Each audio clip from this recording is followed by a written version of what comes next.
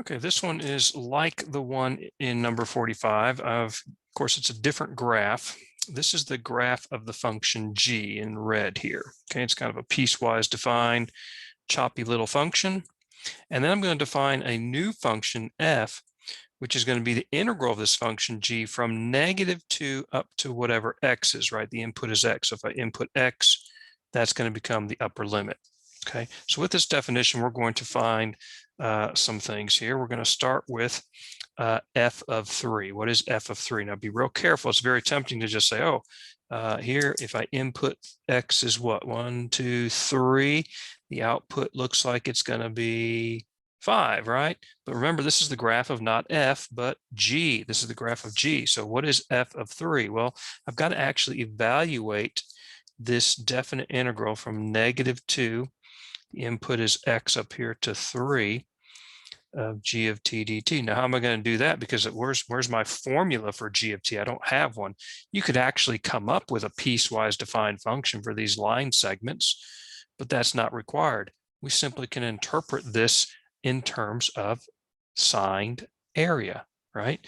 As I look at the integral from -2 up to 3, then basically here's x equal 3.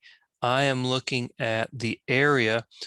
Notice the function is always positive, or greater than or equal to 0 on the interval from -2. Right here is -2, by the way.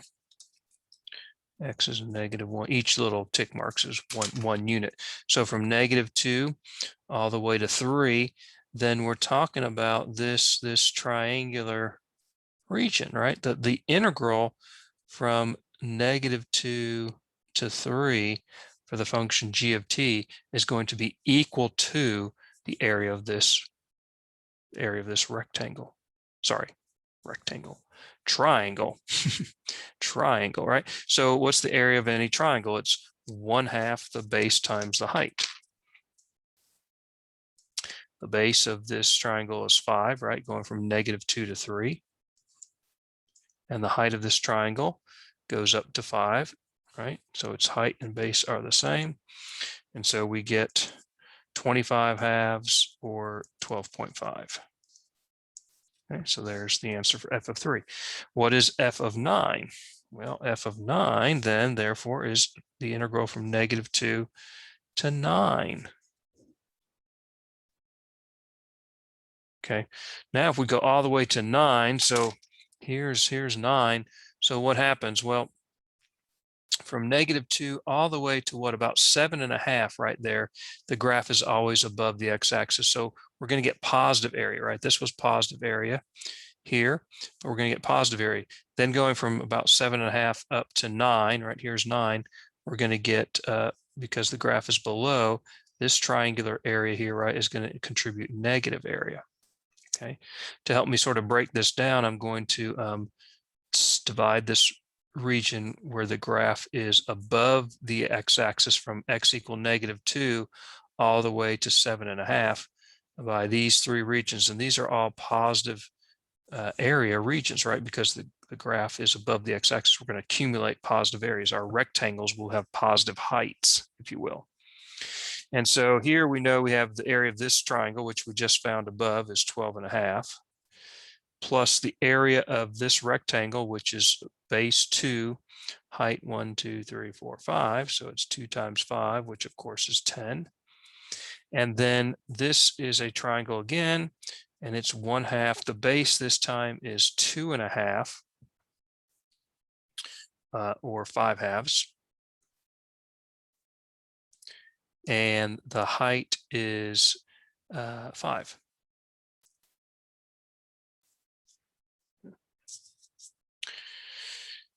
And so, 2 times 5 we know is 10, and this gives me 25/4 here. 25/4. That is 6.25.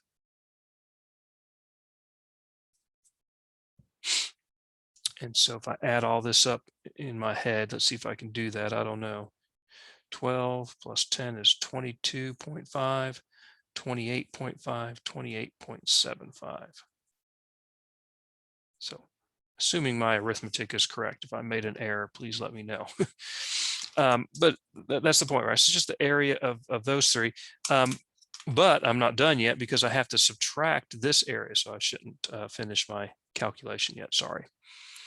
I need to subtract minus the area of this triangle, 1/2. The base is 1.5 or 3/2. And then 1, 2, 3, it looks like. So that gives me 9/4. 9/4, which is 2.25, I believe. All right. And so what do we have now? So I had, I could have kept it 28.75 minus this will be 26.5. Double check my arithmetic on that. If I added those, please forgive me. You can try and do that in my head.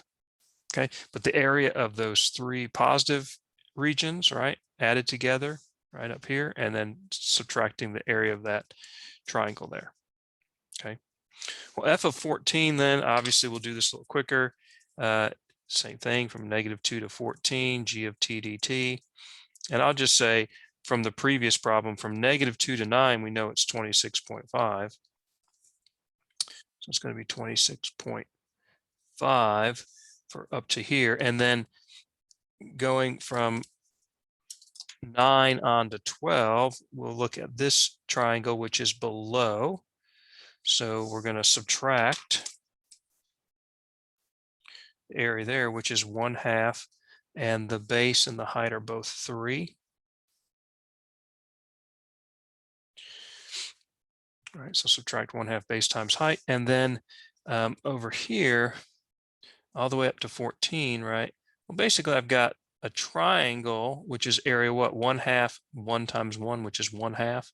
See, it's clearly half a square, right? And then this square is 1 by 1 or 1. So this total is 1.5. So this being negative, this being positive. So that's going to be positive 1/2 plus 0.5. Okay, so this is 9/2, which is 4.5. 9/2 is 4.5. So we get, it's negative. We get 26.5 plus 1/2 is 27. 27 minus 4.5 is 22.5, I believe. Again, hopefully my math has been done correctly. Okay. So I hope that makes sense. So this is just, interpreting this really is this f of x function is an area accumulation function, right? And we accumulate area as x changes values. X gets bigger and bigger. We accumulate area, and it's signed area. So again, we get positive area when it's above the x-axis, get negative area when it's below the x-axis. Okay. Now, that really doesn't require the fundamental theorem of calculus part 2, but question parts D, E, and F do require that. So notice the difference. A was f of 3, D is f prime of 3. So what is f prime of 3? Well, by the fundamental theorem of calculus part 2, I know that f prime of x would be the derivative with respect to x of this integral, right, from -2 to x, g of t dt. But by the fundamental theorem of calculus, right, we start with g, we integrate it from -2 to x, then we take the derivative, we're right back to g again. So it's g, of course, is going to be what? Not g of t, but g of x, right? G of x. So it's g of x. So in other words, this is the graph of g of x. This is the derivative of our function. This is the derivative. So when I say what is the value of the derivative at 3, since this is the derivative function, I input 3 and I output what? A height of 5, right? This tells me exactly what the derivative is for any value of x. So when x is -2, the derivative is 0. When x is -1, the derivative is 1. When x is 0, the derivative is 2. When x is 1, the derivative is 3, and so on. Again, I'm not looking at the slope of the graph that I'm given, right? This graph is the derivative. Okay, this graph is the derivative. So this is not the graph of f. This is the graph of g.